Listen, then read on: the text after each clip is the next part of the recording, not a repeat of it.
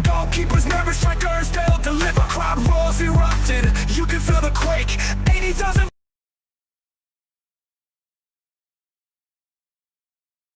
We never lose, and a lose, and you lose. We never lose, and a lose, and you lose. We never lose, and a lose, and you lose. Sharp cuts on the field, defenders they shiver. Goalkeepers, nervous strikers, they'll deliver. Crowd roars erupted, you can feel the quake. 80,000 voices.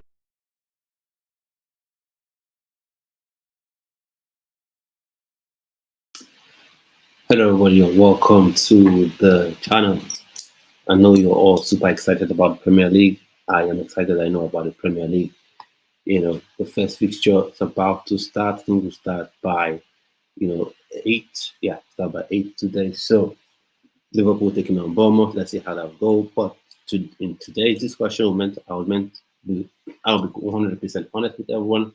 This was meant to be a show where we'll have some discussions and debates that could end up still being the case.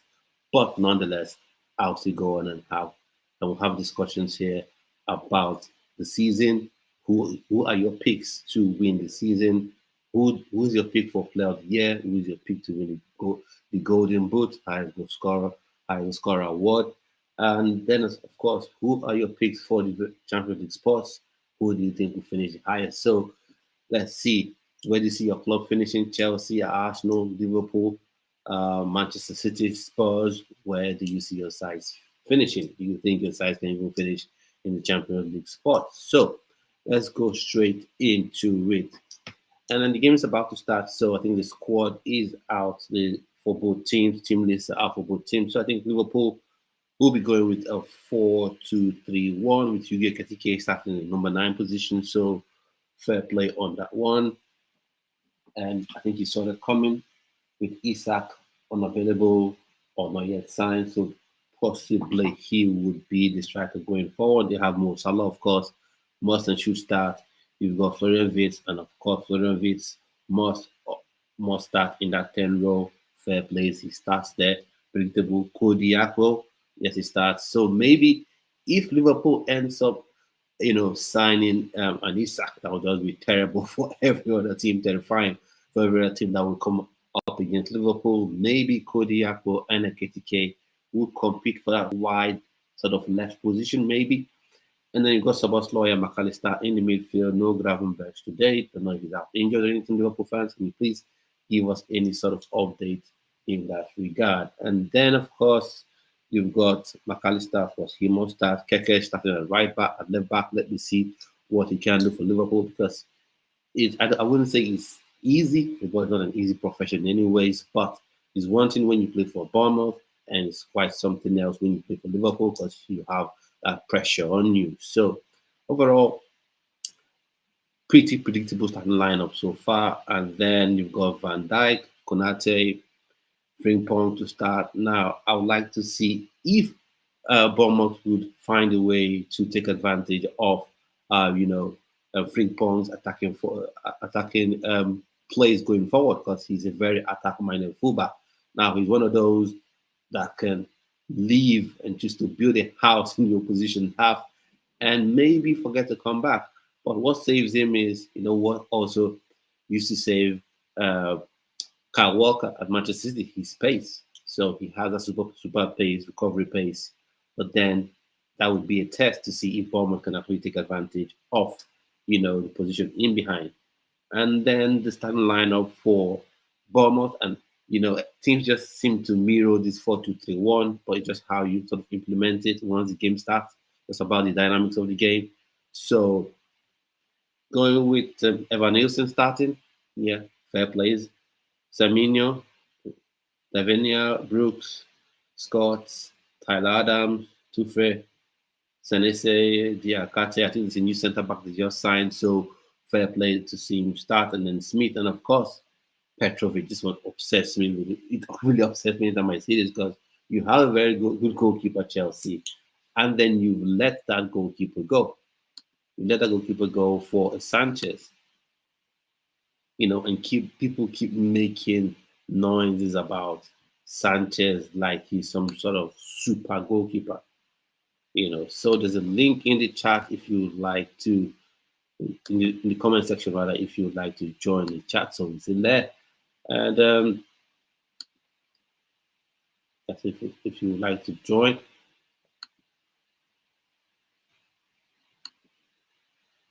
Yeah, so that's it about the starting lineup. And like I said, Petrovic is one name, one person I was expecting to start for, to play for Chelsea, but apparently he's obviously gone to Bournemouth. He didn't want to be a second choice because right from the back, he was even meant to be the first choice. He was better. He had actually beat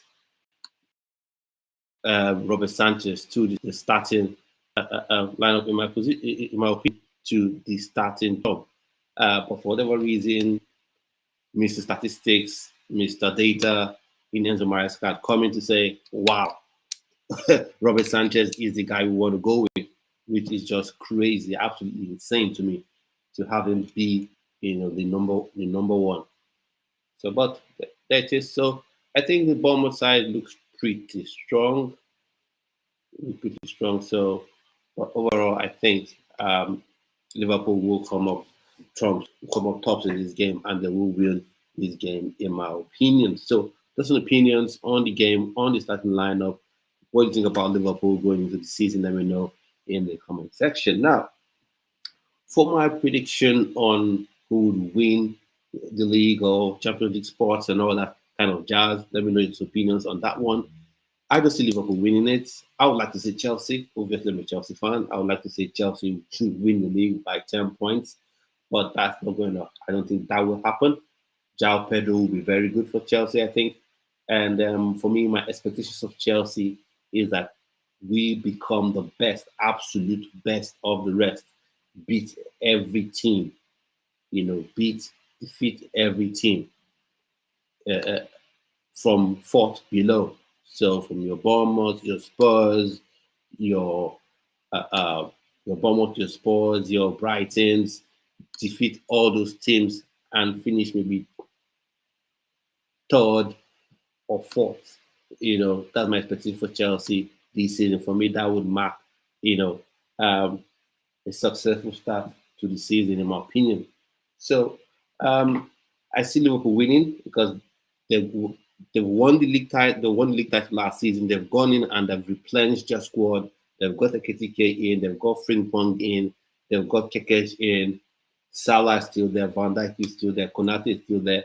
I know they lost against Crystal Palace, in the fashion that they did, but I don't think that's enough to say they were not going to be champions. Of course, they're not impervious. They're not invincible. I think they still have places where you can attack them, where you can challenge them in terms of the fullback areas and things like that. But overall, I just think they would have too much. You have that winning spirit, and they've gone and they've built on what they had last season. So I think they are the favorites to be the champions. Now, if they don't become the champions this season, then that would be an absolute disappointment, especially if they add Isak to this. Even without Isak, I still see them as the favorite for the league title. So they should be champions. And then Arsenal, I just think Arsenal will finish second for the second spot. I know some people might say Man City, that Man City might have a resurgence. They can't have two horrible seasons in a row, especially when they haven't sort of lost. Although you say they lost Kevin De Bruyne, but you still have Haaland, you still have Ryan Cherky. They've signed Tijani Reinders from AC Milan. You've got Nori, a very attack-minded fullback they signed from Wolves.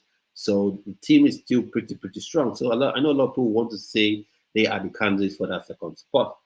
But for me, I just feel like they still have some defensive frailties. Now, Nori is very good going forward, bombs forward with pace, almost like an additional winger. Possibly he becomes the person that Pep Guardiola uses to create width, when they attack. So that's he's very excellent in that regard. But when it comes to defending, just like I said with Frimpong, he's one of those fullbacks that can get so drawn to the attacking aspect of the game and just remain up there. And quick long balls, quick switch balls to that left hand side of Manchester City's defense could leave them open. I think they still have some frailties in their team. So I'm going with Arsenal, especially since Arsenal have gotten the Gyökeres. in the building. Saka is still there. They've got him back up in Noni Madueke. As a Chelsea fan, I didn't want him to go. And lots of people right now, for whatever reason, wanted Noni Madueke to leave Chelsea. Chelsea fans, which I don't quite get it. I don't get it, believe me, because they act like Pedro Neto is this super productive guy. Oh wow, Pedro Neto. But when you compare the production of Noni Madueke to Pedro Neto, almost identical. Madueke, 7 goals, 3 assists in all competitions for the Club World Cup. Pedro Neto, 6 goals, 4 assists. So 10 goal contributions apiece. So how is one this super productive guy? And Noni Madueke give Chelsea the ability to, when you're under pressure, someone that can get the ball and run and carry the ball into the opposition's half, take pressure off the team. And now people that used to admire Noni Madueke's dribblings now are saying he's not that good. He's not that good. That good of a dribbler. Trying to say Garnacho now is better than him, because Garnacho has been linked so much with Chelsea. So speaking of Arsenal, they've got Saka, they've got Garnacho added to them. They've got Gyökeres, which is something they have been missing, an actual striker, an actual little striker. And I just hope Arsenal fans, you don't have anyone in your group that's sort of calling for Kai Havertz, because first off, he's not a striker, and he's not been some sort of discovery. When you play a player out of position and they do things that make you just say, wow, how come we haven't been playing this player here? So he hasn't even owned that 9 position because he's an 8, a 10 at the most. So maybe he gets to play as a midfielder behind Gyökeres. Who knows? But as after they have Gyökeres in the building, and Madueke can also play on the left-hand side. We saw it towards the end of last season, and it was very, very good. Very good. And I think while he can be backup for Saka, yeah, he can also be the outright starter, that left wing. Because right now, you look at Trossard, doesn't come close. Martinelli doesn't come close. So for me, I'm sad. I am sad Chelsea let Madueke go. I'll just say that. So they have Madueke, and of course they have Odegaard, even if Tony Adams has come out to bash him, which is odd. In my opinion, talking about winning and all that stuff, that Teta should change the captaincy and give it to what's his face now, give it to Rice. And people talk about Rice being this winner. Like, what has he won? He won Conference League, yeah, which is nice, but is that what you look at and say that has made him to be the super winner? I don't quite think so, in my opinion. So fair play in that. Also fair play if that's the elixir that makes them win, that is making Declan Rice the captain. Oh well. And then they've got Zubimendi in midfield. He can be creative in there, pop the ball around. I don't think he'll be so much of a goal threat. So, but overall, and then of course Saliba and Gabriel there. Well, they have been a very good defensive pairing, in my opinion. So fair play in that regard. So I think they will have enough to finish second, but not quite enough to finish top of the league, in my opinion. And then we'll go on to who I would think would finish 5th. I will finish 3rd, rather. I'll be going with Chelsea. I think Chelsea will finish 5th. I think the attacking talent Chelsea have right now is really, really interested and excited from a Chelsea fans perspective, because you've got Cole Palmer, of course. He will do what Cole Palmer always does. You've got Esteban William that, shockingly, for me, in a good way, looks ready to go. Because I just felt like you need to ease him in a bit, give him 10 minutes here, 15 minutes there, and maybe the odd game, starts the odd cup game. But it's actually shown that, yeah, I'm good to go. Give me those minutes. I'm ready to start. And it's almost making Pedro Neto feel a bit unsafe, unsure of his position. So that's William, and then of course you have João Pedro that has just been class. He's been an absolute class since he joined Chelsea. Scored against Fluminense, scored against PSG, and the what they call now the preseason friendly at Stamford Bridge. He scored in both games. So he's been on phenomenal form. He's been absolute class. And then Gittins, there's still question marks on Gittins. There's still question marks on him. He's got the pace. He's got the ability to go both ways. But there's something he showed in the game versus AC Milan that got me to scratch my head. the moment he got the ball up against Yanis Musa, the US international, he went past him easy. Then I think Ruben Loftus-Cheek, I think, spotting the fact that he was going to be a handful for the fullback, came close to sort of double up on him a bit. And once that happened, he rarely attempted to go in on his right foot until I think Loftus-Cheek was changed. Then he began to cut in. Because let's face it, going to the Premier League season, people see you cook their fullback once. The next minute they're going to go hard. They're going to double up on you again. So if you're scared of being doubled up in the preseason, would you be that scared as well? Would you be that scared in the Premier League game itself? So that's one question mark on Gittins, but he's a talent as well. And now, right now, at the minute, with no transfers confirmed, Tyreek George is the second option, is the second left wing option. And for me, he looks comfortable. He's comfortable, although some Chelsea fans want him gone for whatever reason, but I think he still looks super comfortable, in my opinion. He looks super comfortable. Yeah, he looks super comfortable, in my opinion. So right now, that's what we have. Maybe Garnacho comes in. I'm not really keen, but if he comes in, he comes in. And then as well, you've got the possibility of Javi Simons coming in to join Chelsea. I think that is a need because he comes in to be support for Palmer. He comes in and brings additional tactical fluidity as well. And then sad that Cohen is out injured. And I think that will be for the better part of the season. Josh Archiampong, I think, should be the biggest beneficiaries of that alongside Aaron Anselmino. But I think Maresca fancies Aaron Anselmino, fancies rather Josh Archiampong more than Anselmino for whatever reason. So Josh has looked good. Then you get to the goal. Then you have Tosin, you have Chaloba, you have Wesley Fofana that is now fully fit. But Fofana he's fully fit, but once he steps onto the pitch, probably the grass touches his ankles more than twice, and then he can be down injured. So that's the one issue I have with him. And then, but for the midfield, I think the midfield is stacked. You've got Esubo, you've got Caicedo, Andre Santos, Enzo Fernandez, of course. So the midfield, that central midfield area is stacked. So that's fine. But one issue again, one of the things that make me feel like Chelsea won't be able to win the league title this season or really seriously compete till the end of the season for the league title is Robert Sanchez. He always has those dumb moments. Always, always, always. And people think he's now perfect playing up from the back. He's not. He's very good going long, but those short passes, no. Except Enzo Maresca was saying, you're my number one goalkeeper. Just keep playing long. Forget about, those short passes. Just keep going long. And then as well, the Chelsea won 4-1 against AC Milan. So commanding performance, but he had that dumb moment again, got beat at his near post. And that's the thing. That means Chelsea, because to be champions, you have games where you go in and you struggle, you fight and win 1-0. You win 2-1.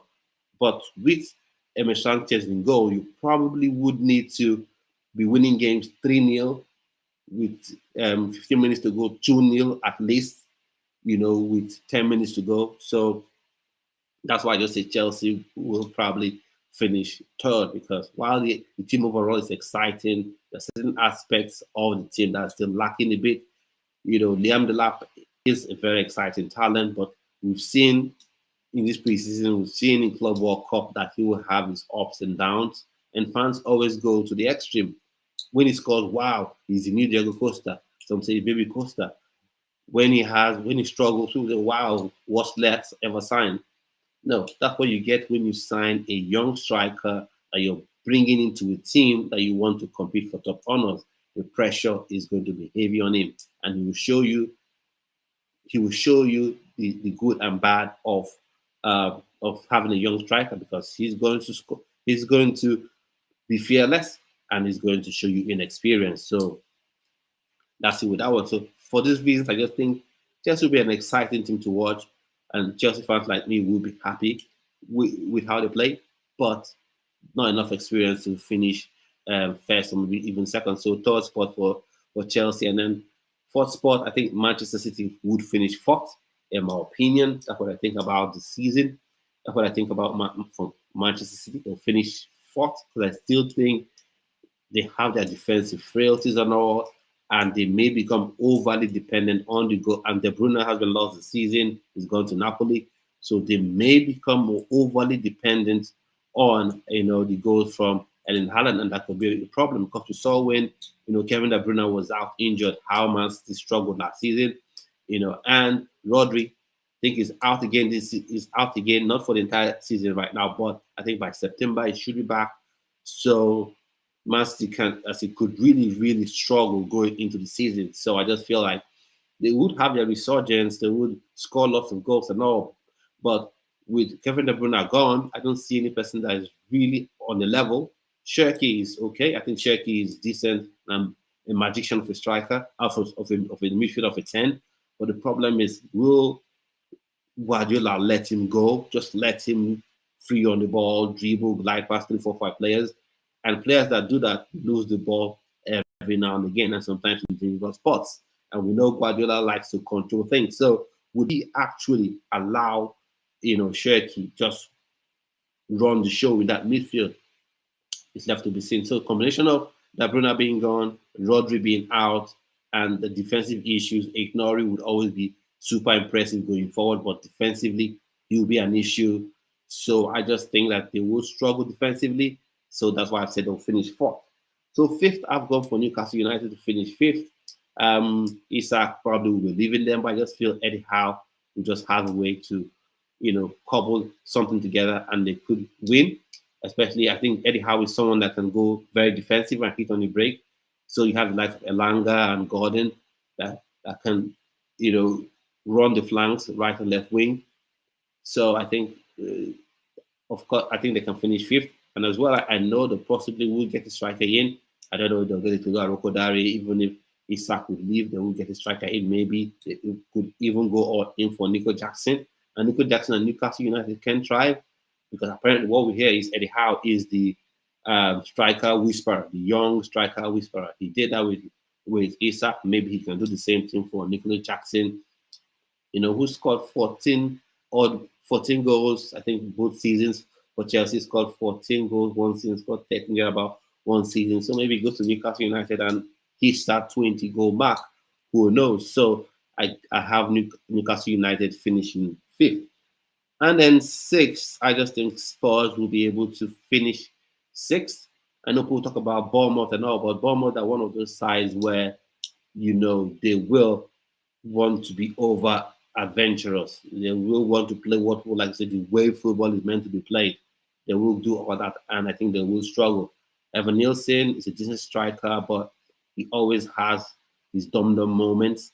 And Tyler Adams, he's not Mr. Fit, he's not Mr. Available. And then I just think they will struggle. They won't have enough. I know they signed this young striker from France, Zikropi. It's an exciting striker. They say he's the new Mbappe, but I don't think that will be sufficient for them to finish top 6, top 7. Maybe they finish 8th or thereabout. So I think the way Thomas Frank has set his team up, the way they played against PSG, even if they spurs it up and ended up losing on penalties, I just think there will be a problem for people. They will defend very well, and with Kudus, and of course, you still got Matistel and Odebear. I think he will really, really be able to exploit their pace going forward. Everyone loves Mbuemo. Everyone loves Wissa right now. Newcastle United interested in Wissa. Manchester United got Mbuemo. But we forget the person that made them who they are right now, and that is Thomas Frank. Frank the Tank Engine.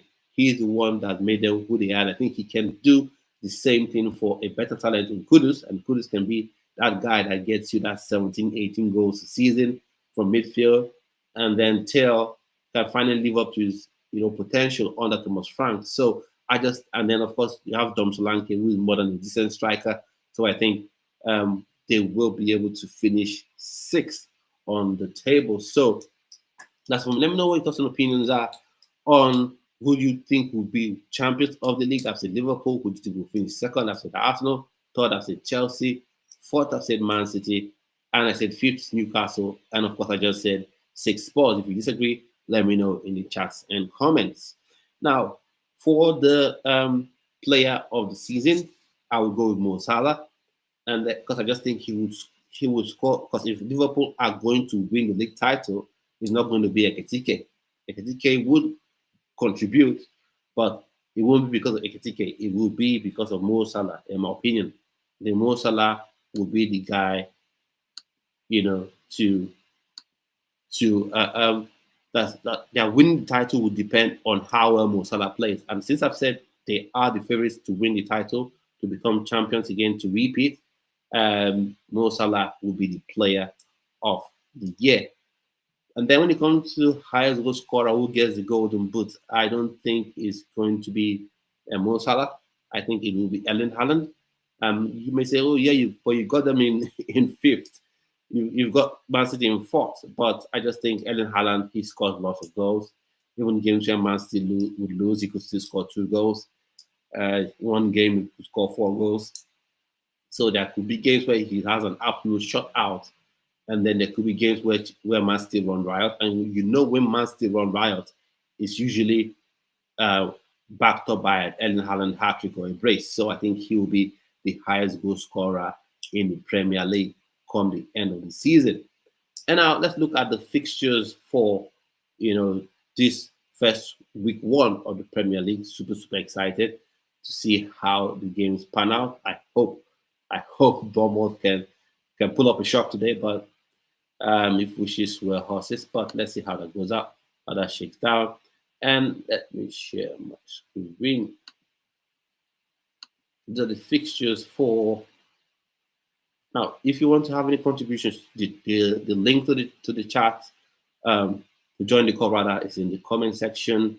And then of course you could also drop your comments, and I will get to the comments that you have made. So let's continue to go on. So this is fixture for match week one, game week one, I want to call it. So we've got Liverpool Bournemouth playing today by 8 o'clock. So because the stream will be ending soon, so I can go watch the game and you can go watch the game as well yourself. So Liverpool Bournemouth, I'll go for a 3-1 win. I think Bournemouth will score, but Liverpool will win. I'll go with a 3-1 win. We've got Aston Villa, Newcastle United. I'll go with a draw.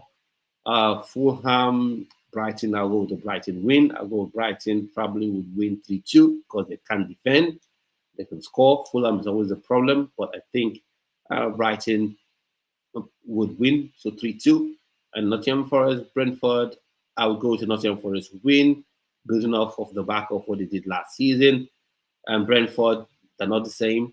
Thomas Frank was so instrumental to how they played. I think he, Thomas Frank was essentially the lifeblood of Brentford, in my opinion, and it takes some time before they get back to the swing of things. So I think Nottingham Forest would win that 1-0. Sunderland, West Ham, I think that would be a draw, 1-1 draw. And Spurs, Burnley, I think that would be a Spurs win because I know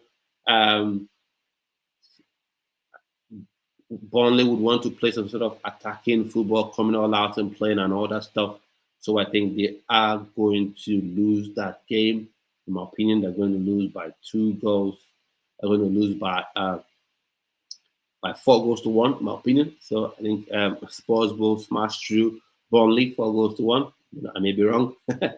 And then as well, talking about the game Wolves versus Man City, I think Wolves, that would be a game where Man City would win. It would be an easy win, 3-0 for Man City. And then Chelsea, Crystal Palace, I will go for a Chelsea win, a narrow win, 2-1 win, in my opinion. And then Manchester United, Arsenal, I'll go for an Arsenal win, 2-0. So that's my prediction for the game. So those opinions on the game. Who do you think will win the game?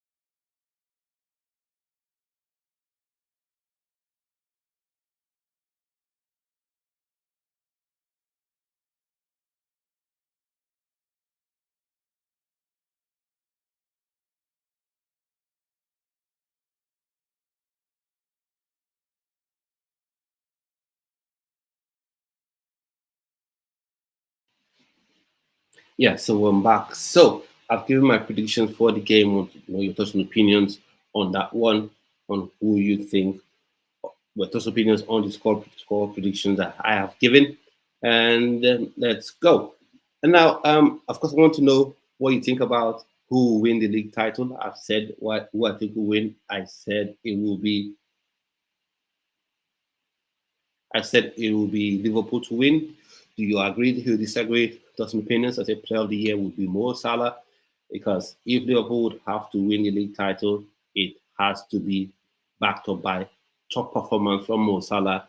And I don't think he will be highest goal scorer this season because right now you have players that will take away from from him in terms of goals. Eketike is there. So if you expect Eketike to score maybe 15 odd goals, then you're probably expecting that would take away from goals that Mo Salah would score. And he could ramp up the assists. Let's not forget, Mo Salah was built to be a traditional number 10, a traditional, sort of um, the traditional sort of winger that was built to be, but he came to Liverpool and became this, super player. I just think the goals would be so fast stretched that he wouldn't have enough goals to be high goal scorer of the season. That would be Ellen Haaland. And I say second, Arsenal will finish second again. But for Arsenal fans, would second be enough for you? Second be enough for you if you finish second again. If you finish second again, would you, still want Arteta as your head coach, or you prefer him gone? Because I know a lot of people can say um, you haven't finished you haven't finished this high up since how many years ago, and Arteta has made you really look a respectable club, a competitive club.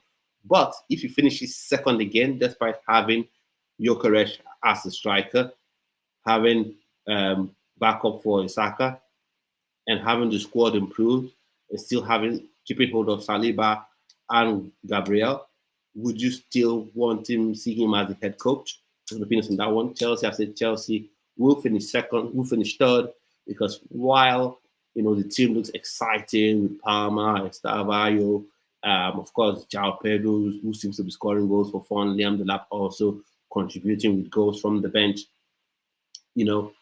Super exciting team. I just feel like there are still some frailties in the team that would prevent Chelsea from winning the league title. So I'm looking at the likes of Sanchez had a great Club World Cup tournament, but especially the final. But in these preseason games, we've seen those bad habits creeping up again. And over a 38 game season, I just don't see him being super consistent. And with Liam Delap, he will have his ups and downs because he's a young striker. And that's what happens to all young players. So this season, don't expect Delap to smash in 25 goals. João Pedro has been excellent as well.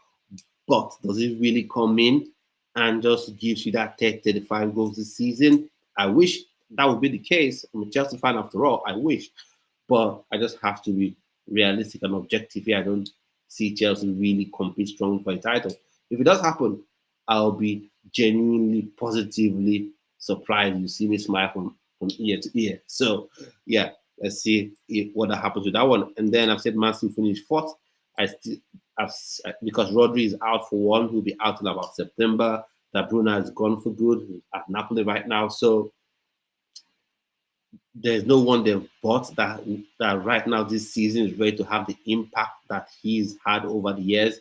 Cherky is a nice player. He's going to be exciting to watch. He's going to glide past players like they don't exist. He'll come up with very, beautifully crafted assists. But is he going to be super consistent like with De Bruyne? I'm not quite sure. So that's why I've got them finishing fourth. And then fifth, I've got Newcastle. And I just think they'll have enough, despite the fact they are going to lose Isak, because either way, if they sell him, obviously they've lost him. If they don't sell him, his head is somewhere else, and I don't think Eddie Howe is even in the headspace to allow Isak play. But I think with Wisa probably coming to the door, and then of course you're going to have you have Elanga already, you have Gordon there as well. I think and probably they can get a Nico Jackson, who knows, and Eddie Howe is a very sharp, smart coach. He could decide to go defensive and hit teams on the break, and they could win that way.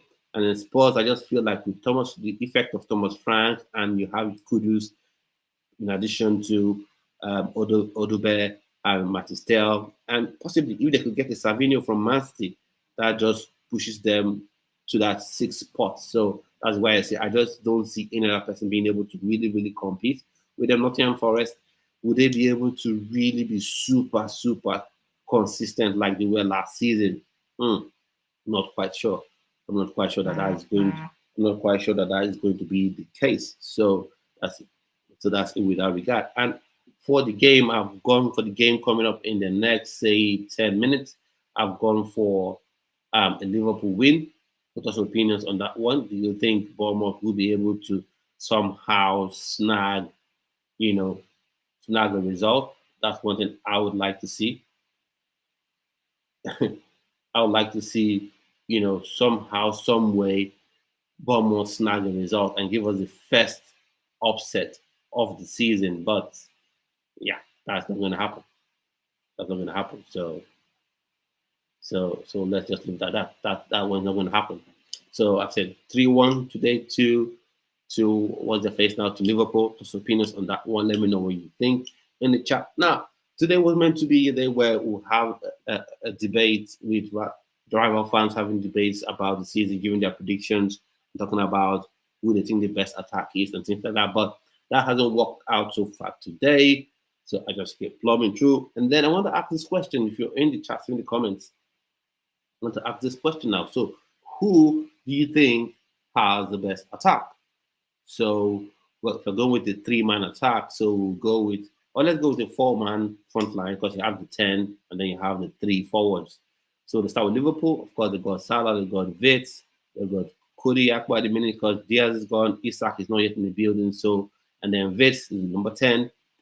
And you've got for Arsenal, you've got Gyökeres, you've got Madueke, you've got Saka, and you've got Martin Odegaard at number 10. So that's for them.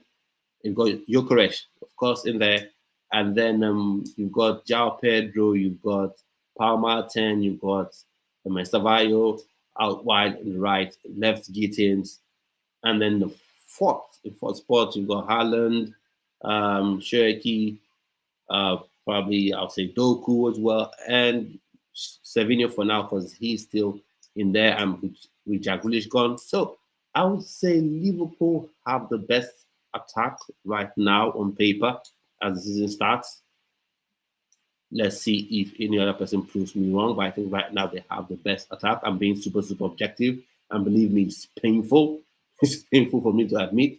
The Liverpool right now, they have the best attack. And then when you talk for the second spot, I would say when you look at it overall, I'll go with Chelsea because Palmer has been in the team. Gittins is joining them, and Palmer has been super consistent. João Pedro has been in the league for a couple of years now, and he has been very good for Brighton. And he has started off, this Club World Cup pre-season very, very well. And of course, you have Estavayo, who has been super exciting. Pedro Neto. So I would go with Chelsea. No, I'll put Chelsea third right now. Third best attack. Arsenal have the second best attack because you've got Gyökeres there. You can't rule out the amount of goals he scored. You know what's funny?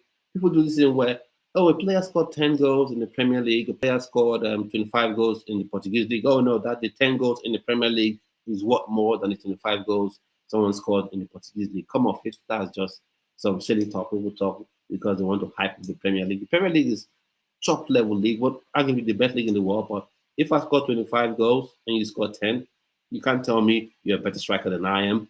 That's just it. So I think Arsenal have the second best attack in Saka, in Gyökeres. I think he lifts them a level.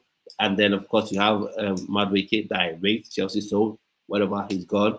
Odegaard in 10 row, so second spot. I think Chelsea take the third spot in terms of strikers. Attacking lineup. Because Gittins still has to learn the league, but João Pedro has been in the league a while. Palmer has been super consistent.